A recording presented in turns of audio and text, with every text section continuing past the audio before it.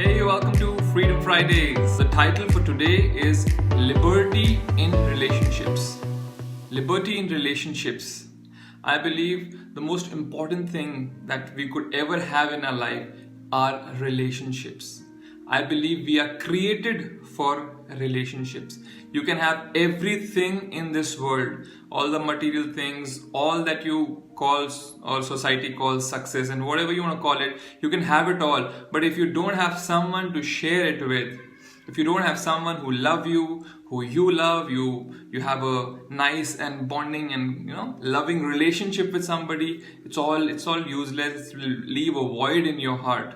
So relationships are very important, and I'm also aware that there is a lot of pain, there is a lot of struggle, there is a lot of other difficult things in relationships, and it's sometimes I call it a package.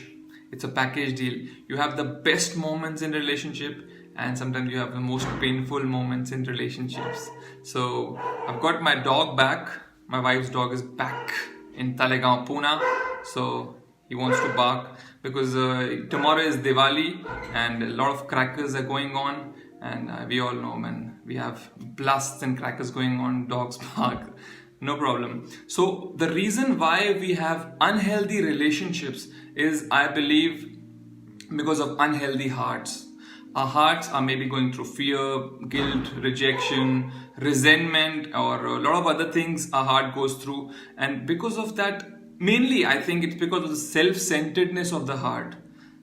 We are self-centered, and that is the reason a lot of relationships are unhealthy. Either of the two party, if even one party is selfish, self-centered, the relationship will always be unhealthy. So let me quickly share 3 nice points on liberty in relationships. Point number 1, express freely. Express yourself freely. If you cannot be who you are in front of your loved ones, then what is the point of having relationships? See, when I say relationships and liberty in relationships, and what I'm going to speak about today is more about your loved relationships, your close relationships, your family, your good friends who are a family for you. There are very close and intimate relations in your life. I'm not talking about your office acquaintance or your neighbors. I'm talking about the most important relationships in your life. In that first point, I believe you have to express yourself freely. It's not about dishonoring or disrespecting. You can be polite, you can be kind, you can be gentle, but you have to communicate. You have to say yes when you want to say yes. And when you want to say no, you have to say no. You just have to be your own self. You will never be able to enjoy a relationship in which you are faking it or you're being some other version of your type. That's not who you are. Maybe the other person will enjoy and say, nah, great relationship. But you will never enjoy that relationship because you are not being your own self. You have to be transparent. There should be some people in your life with whom you have to be transparent, because only when you are transparent, only when you are yourself, then only you will enjoy perfect or genuine acceptance from people. If you're not yourself, imagine if you're faking it, if you're being someone else and people are accepting that version of you, they're not really accepting you, they're accepting someone else. If you want pure, genuine love and acceptance in your life, then you gotta be yourself. You gotta be who you are. So number 1 point is clear: express yourself freely. I want to confess that I have been I've been lazy or guilty, whatever you want to call it, but lot of years of my life I have been not really who I am in a lot of my relationships, and those relationships have really suffered, and I've learned my lessons the hard way, and now I have learned to be myself, and that is giving me more beauty in my relationships. So point number 2, accept unconditionally. Point number 1 was express freely, but point number 2 is accept unconditionally. When your loved ones are themselves around you, let them be themselves and accept them unconditionally. Don't put margins or parameters or do this, do that. If your loved ones fear you, there'll come a day when they'll hate you. Yes, that's a very harsh truth. Because if you are very happy, oh, people fear me, and I'm in control and everything. If people fear you, one day they'll hate you. True relationships cannot be worked on fear.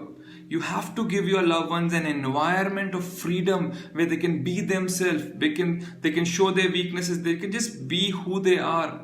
If you cannot be yourself in your own family, if you cannot be yourself in your own circle of loved ones, where else will you go and be yourself? Where else? So, I have heard a lot of definitions about love all my life, and I have also made and said a lot of definitions about love. But this season, right now, the most, what can I say, the most amazing definition which I find about love right now in this season of my life, I'll say it like this: love is accepting the other person exactly how he or she is right here, right now. I don't know about you, but I would love to repeat it. Love is accepting the other person exactly the way he or she is right here, right now. For me, love is acceptance. According to the scriptures, the first word that describes love is patient. When you're being patient, you're actually accepting that person as he or she is right there, right now. Let me confess one more thing. First year of my marriage, I tried my level best to change my wife, because society, culture, everything around me has taught me, you're the man of the house. When you get married, you have to train your wife, you have to do like this, and she should get in the flow. She should know your culture. She should know your purpose, calling. She has to be with you. A lot of things I was bombarded with. So first 1 year of my marriage, I tried my level best to change my wife. But then one day I had a soft, sweet voice in my heart. I believe God spoke to me. For you, it might be your inner voice, whatever you want to call it. But the voice was like that: I gave you a wife to love, not to change. And from that day, I decided, no more changing. I am not here in this relationship to change somebody. I am in this marriage to love that person. And from that day, I quit changing her. And in a couple of months, maybe 2-3 months, we're completing 6 years of our marriage, and it's been a roller coaster ride, but right now it's beautiful, it's amazing. And one thing we have learned is to accept each other for who we are. We don't have to expect and put our expectations, but just accept the other person for who he or she is. See, if people cannot be themselves around you, there's some problem with you. You might be saying, oh, they don't be their self and they put a mask around me. When I come around, they become a different person. Because you have never given them an environment to be free, to be themselves. And somewhere you have enjoyed it. Oh, when I come, everybody gets this, everybody gets serious. No, let people be who they are in your presence. That's the most beautiful thing about relationships, that we can just love each other for who we are. That is the beauty of relationships. I understand you cannot be transparent and open in front of anybody and everybody, but right now I'm talking about your loved ones. The ones you have decided to live your life with, enjoy your life with, and have an amazing time all your life. Relationships are beautiful.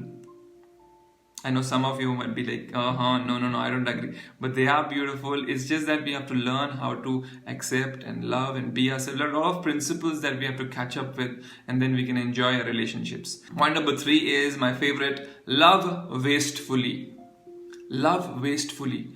When you love your loved ones, don't be calculative about it.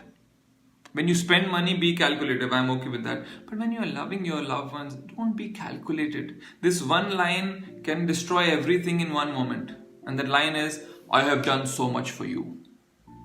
The moment you say, I have done so much for you, all that you have done for years, it just goes. Because there was an agenda, there was some hidden motive. See, it's not a bondage of business in relationships. It's love. There's no agenda in relationships. I have been super privileged in my life. I have had amazing people in my life who have loved me. my family, and a lot of other loved ones, and they have done so much for me, but never anybody has told me, I have done so much for you. And that gives me immense love for them, immense love, respect, gratitude for them, because they have been amazing. And this point I have learned from my loved ones, the way they love wastefully. And I also want to love my loved ones wastefully, where I don't have to calculate, I did this 6 months back, 6 years back. That is not relationships. That you can do with other people, with your other people around you, the second circle of your relationship or the third circle. But the primary circle of your loved ones, there cannot be any calculations in love. I love this scripture about Jesus in Ephesians 5:1-2. In the Message version, it says like that Jesus came to give, not to get. And he gave himself. I want to be like that. If I'm in this relationship, I'm in this relationship to give, not to gain, not to get. Whatever I get back, return, it's bonus. I'm not expecting it, it is bonus. I know it's little difficult for you if first time you're hearing something like this, no relationship, you have to hold it tight, you have to do this, do that. World may teach you a lot of things, but I believe you have to love wastefully when it comes to your loved ones. It's like a mother's love. She just gives himself totally. She never accepts or expects anything from anybody. And that's why everybody is madly in love with their moms. Of course, their fathers also, and brother, sister, wife, husband, whatever you want to put in the list. But let me just make this one thing very clear, that let's love our loved ones wastefully. Let's not calculate our love. And never a day should come that we should tell them, this is what I have done for you. Yeah. So I'll just wrap this up. Relationships are beautiful. I know there is a lot of pain and suffering also, but there are a lot of ways where we can sit, talk, and communicate so that we can come to a place of purifying our relationships. First is express yourself freely. Be your true self. Otherwise, you will never enjoy or find beauty in your relationships. Second is, when people and loved ones are themselves, learn to accept them unconditionally for who they are. That will be an amazing thing, and one day they'll just fall in love with you because you have been loving them unconditionally. See, people just require one thing, love and acceptance. And if they can get unconditional love and acceptance from you, I'm telling you, they are not going anywhere else. They will love you all their life, and that's not the reason that we do that, because last point is love wastefully. We love because we are love. God is love, and we are his children. We all love Junior. We all are love, and that's why we love. So I just hope some kind of liberation and freedom might come in your relationships, or in your thinking, or in your mindsets, so that you can have better, loving, beautiful relationships in your life. So next Friday, I'll come up with more thoughts on freedom in relationships, and a lot of things I have. So I would love to share it with you. So thank you so much. I hope you enjoyed today. I will see you next Friday. Good night. God bless you.